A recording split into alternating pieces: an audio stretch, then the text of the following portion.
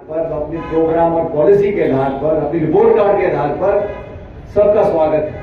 लेकिन चुनाव लड़ने से पहले जिस प्रकार का अहंकार और घमंड भारतीय जनता पार्टी के अंदर है, आप कल्पना नहीं कर सकते कि किस हद तक ये सब लोग जा रहे हैं। तो देश में लोकतांत्रिक मूल्यों को सुरक्षित करने के लिए, इस देश में 75 साल से जो संवैधानिक संस्थाओं को हम सब लोगों ने पोषित कर विराट बनाया है, उन संस्थाओं को लगातार खोखला करने की जो कोशिश की जा रही है, उसके विरोध में चुनाव है। हम सब सारे विपक्ष के दल इकट्ठे हुए हैं इस बात को लेकर कि ये मजहब की राजनीति, मंदिर मस्जिद की राजनीति, इस पर काम नहीं चलेगा। आप एमएसपी पे हमारी पार्टी ने घोषणा करी है, न्यूनतम समर्थन मूल्य किसान को। हमारी सरकार बनने के बाद हम एमएसपी पर कानून बनाएंगे। हम महिलाओं को 50% नौकरियों में आरक्षण देंगे। हर महिला के घर में 1 लाख रुपए की आमदनी साल की देंगे। हम तो रोजगार, निवेश, नौजवान, नौकरी, शिक्षा, चिकित्सा, किसान, इस पर चर्चा करना चाहते हैं और इस पर भाजपा चर्चा करने को तैयार नहीं है। भाजपा के उम्मीदवार बोलते हैं हमको देखो ही मत, आप तो फूल को देखो और दिल्ली को देखो। अरे भाई, अब आपको सांसद बनाया है तो आप ही की रिपोर्ट कार्ड मांगेंगे, आपने कितना काम किया, कितना नहीं किया। तो ये जो राजनीति हो रही 10 साल से, इसके विरोध में कांग्रेस पार्टी और तमाम हमारे सहयोगी दल इकट्ठा होकर आए हैं। और ये लोकसभा क्षेत्र बहुत बड़ा है, बहुत सारे हमारे अनुभवी पुराने नेता मौजूद हैं, आप सब यहाँ मौजूद हो। ये लोकसभा क्षेत्र बहुत लंबा चौड़ा है, इसमें उम्मीदवार हर जगह नहीं जा सकता। इसलिए हम सब मिलकर आज आपसे आग्रह करने के लिए आए हैं कि आज से लेकर मतदान के दिन तक हम लोगों को अपना मन बनाकर एक दूसरे का सहयोग करना है और छत्तीसगढ़ कौम को, सब लोगों को साथ लेकर आगे बढ़ना है। और बदलाव जब होगा, याद रखो दोस्तों, उन राज्यों में जहां भाजपा और कांग्रेस का सीधा मुकाबला है, उन राज्यों में कांग्रेस पार्टी को जरूर जीतना है, क्योंकि ये जिम्मेदारी हम लोग भी बढ़ जाती है जो इंडिया अलायंस के पार्टनर्स हैं। कांग्रेस प्रमुख दल है और पूरे देश को आज जरूरत है एक मजबूत विपक्ष की, और विपक्ष मजबूत तब होगा जब कांग्रेस मजबूत होगी।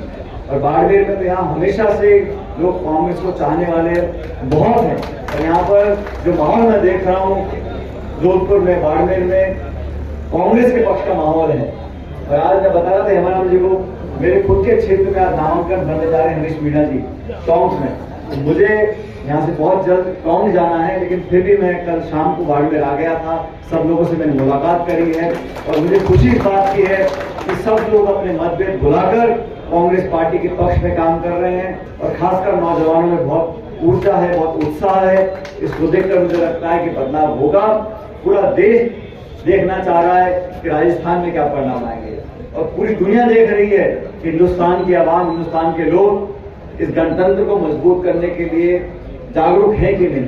लोकतंत्र की जड़ें हमेशा मजबूत रहें, घमंड और अहंकार की राजनीति को समाप्त करें, टकराव की राजनीति, प्रतिशोध की राजनीति, विभाजन करने की राजनीति तमाम एजेंसियों को लगा रखा है।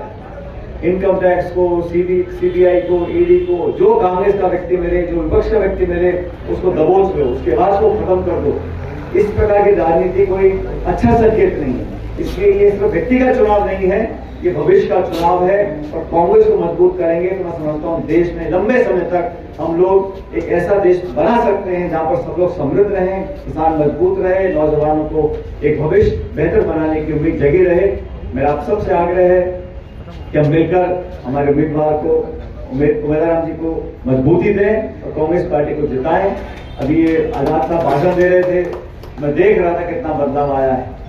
पहले जब मुझे मिले थे तो एक लेखक के रूप में मिले मेरे को, कि साहब मैंने किताब लिखी है, 8-10 साल हो गए मेरे किताब। फिर मैंने कहा तो किताब लिखते हैं, तो पता पड़ा छोटा बड़ा धंधा पानी भी करते हैं। फिर समाज सेवा में चले गए, फिर राजनीति कर रहे हैं। और आज मैं भाषण सुन रहा था, बिल्कुल मंजे हुए नेता की तरह भाषण दे रहे थे।